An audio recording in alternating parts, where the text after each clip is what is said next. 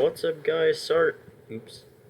What's up, guys? Sergeant Arger right here, and today we're gonna be reacting to another brilliant plans to win World War something episode. Last time it was Germany's plans to win World War One. This time it's France's plans to win World War Two. Yeah, but yeah, it's my Eastory once again. But yeah, let's get started. Pre-war II. What would you need to win World War II? Millions of men, huge arsenals of weapons, lots of time and effort, and a sound strategy. However, this was not the most popular approach. Many pre-war plans involved some manpower, limited material investments, and huge amount of brilliant strategy. Welcome to Brilliant Plans to Win World War II. In these series, we will look... What? Well, with France, they had plenty of men and weapons. And in fact, in some areas they had more advanced weapons than the Germans. Like, they had the advantage over the Germans, and if they could have easily invaded Germany. But they wanted to stick to their stupid plan of just hiding behind their little forts, instead of actually attacking and winning the war, then waiting for Germany to defeat Poland. Oh my god. So dumb.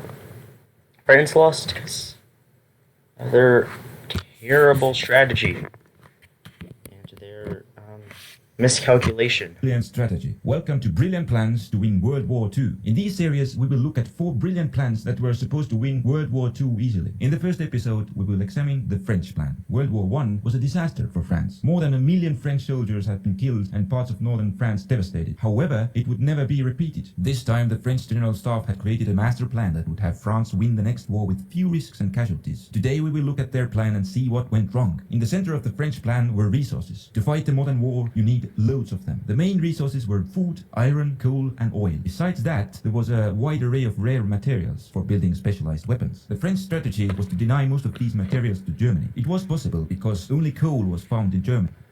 And steel. They have a lot of steel too. And most of other resources Germany had to import. In the beginning of the war, the French and British fleets would... You know what's funny? Even with coal, they had, like, problems with coal. Germany. And that was because they had I think it was because of their terrible transportation system or something. But yeah, it was pretty bad. The logistics in Germany are not that great.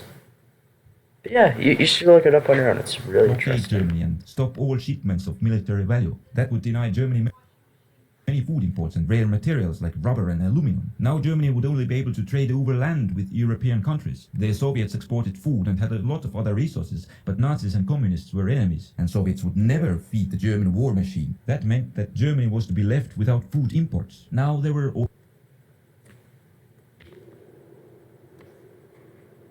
Well, oil comes from the Soviet Union too. Oil and iron. The major source of oil in Europe was in Romania and iron in Sweden. The British helped out with the oil. They made a deal with Romanians that they would buy all of their Romanian oil, so that none was left for the Germans. Iron ore was excavated from northern Sweden and taken to Germany through the Baltic. However, during the winter the Baltic froze, and the shipping was conducted along the Norwegian coast, a route that could be intercepted by Allied navies. So in theory, the iron ore could be denied to Germany during winter. Yeah, but not if Germany, not if Germany, invades Norway.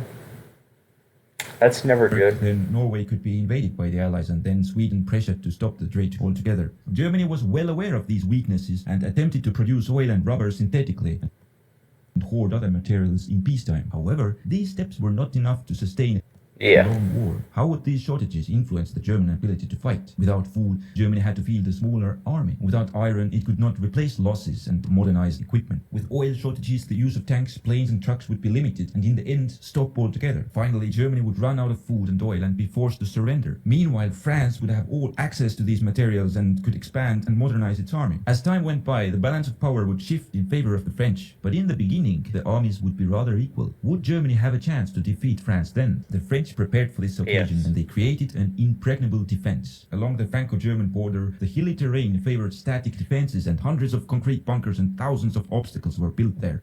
Yeah, like if you think about it, It seems like a really good plan on paper.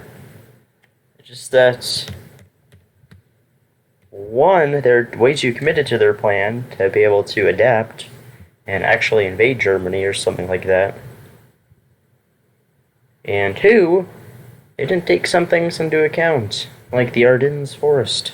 It was believed that the Germans would not be able to come through here and would suffer huge casualties. In the north was Belgium. In the previous war, the Germans invaded France through here, and this was not lost to the French. The terrain here was mostly flat and not suitable for fortifications as well as in the south. Therefore, the French decided for another strategy. The Franco-Belgian border would only be lightly fortified, but the best units of the French army were stationed here. If Germany invaded Belgium, they would quickly move forward and dig in along natural barriers, thus creating advanced fortified line. Then if the Germans attacked with full strength and broke through one line, the French would simply retreat to another. By the time the Germans would reach French border, they would have expended so much supplies and men that conducting future offensives would be difficult. So France was, or was believed to be, secure from a land invasion. You probably know that France did not do well in World War II. Yeah. So what went wrong with the French plan? In August 1939, an unexpected and shocking event took place. Stalin... Wait, when? Oh... Non-aggression pact. Non-aggression pact, according to which Soviets would provide Germany with food, oil and other war materials in exchange for technology. Why did they do that? We will look in another episode. Hitler defeated Poland in 1939 and in 1940 moved against France. Due to Soviet help, the French were up against a better supplied Germany than they had anticipated. Yet they were still in a strong position. In fact, it was the Germans who were desperate. They had made a deal with the Soviets, but were they to be trusted? The Soviets could stop supplying Germany. Yeah, imagine being so desperate that you have to, like, make a deal with your worst enemy. Any time, and then Germany would be doomed. The Germans had to defeat France now or never. How could they do that? The only way to defeat the French was through surprise. The Belgian battle theater was divided into two areas, the Western and Eastern.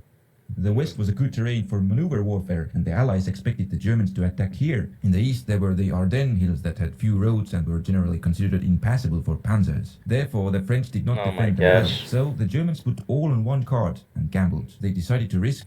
You know, it's interesting, this plan almost didn't happen. But, like, their original plan was basically the same thing as World War I. With a few changes. But then, like, I think... there was somebody in a plane that had the plan, and which was shot down, and the Allies confiscated the plan. So they were forced to change the plan, and then the Germans came up with this. So because that one thing, World War II could have looked completely different. And make a full panzer assault through the Ardennes. The French believed the Ardennes were only traversable by infantry. Therefore, the German assault through there was to be slow, and only a small force consisting of second-rate troops was put to guard the French defenses on the River Meuse. If they encountered the Germans, they would be reinforced before the main body of German army arrived. However, the assault was... No! Are you kidding me? Is it they would be reinforced before the main body of German army arrived. However, the assault was carried out by tanks, and their speed managed to overwhelm the defenders before the reinforcements arrived. After the breachhead was secure, the panzers speeded into French interior. The victory had not yet been achieved. Now the panzer's spearhead could be easily cut off by French tanks and motorized infantry. But it didn't happen, because the French were gambling too. They didn't anticipate an attack from the south, and decided to risk and send their main forces north to prevent the Dutch army from surrendering. Having the Dutch in the fight meant more forces to hold off the Germans in the long term. As the French main forces were in the north, they were unable to react fast enough. Oh my god, no! After the panzer threat in the south. So the panzers reached the sea and cut main allied armies off from supplies. Now... and that's their best troops, remember? They said earlier their best troops were stationed in Belgium. So guys, that is their best troops, plus the British troops too.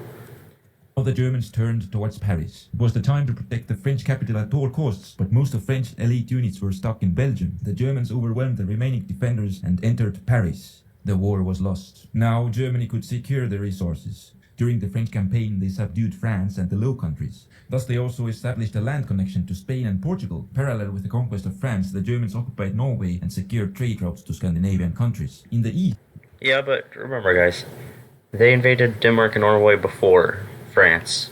Just for context. Germany had made alliances with some countries before the war. In the following year, they invaded Yugoslavia and Greece, thus securing their influence in the Balkans and gained full access to Romanian oil. Excuse me, that was Italy. to invade Greece, and then they asked for help. And Yugoslavia, they actually originally joined the Axis, and then they were like, never mind, we're out. And then, yeah, invasion. Now the Germans were much better prepared for a long war. Only some hundreds of thousands of people were killed by 1940. The failure of the French plan meant that the first attempt to make the war limited and short ended in defeat. That meant that millions of dead would follow. Oh. Oh. Oops, it's about to go to the next video. What the heck? Anyways, thank you everyone for watching. Make sure to subscribe to Eastory. Check out my other videos. And yeah, that was an excellent video. Like, just like all of Eastory's other videos. But yeah, a good plan on paper. But, well, mostly a good plan on paper. But bad in execution. I wish they would have mentioned how France literally had the advantage, especially because they had British troops helping them too. But they didn't attack while Germany was distracted by Poland. It's ridiculous. But the best they did was invade the Saar region, and that's it. And then they immediately moved out. Anyways, thank you all for watching, everyone, and goodbye. Hello, everyone. If you enjoyed this video, make sure to like it and subscribe to my channel. And, you know, turn on the notification bell thingy. And if you didn't, then make sure to leave a thumbs down. But yeah, that would be greatly appreciated. And while you're at it, go ahead and watch my other videos. They're probably just as good, and if not better than this one right now. Except for my oldest videos, don't watch those. And, you know, subscribe to these people down here, my fellow sergeants. They're other YouTubers that I either know or I have in high regards. Yeah, even my cat agrees. So, thank you for watching, and have a great day.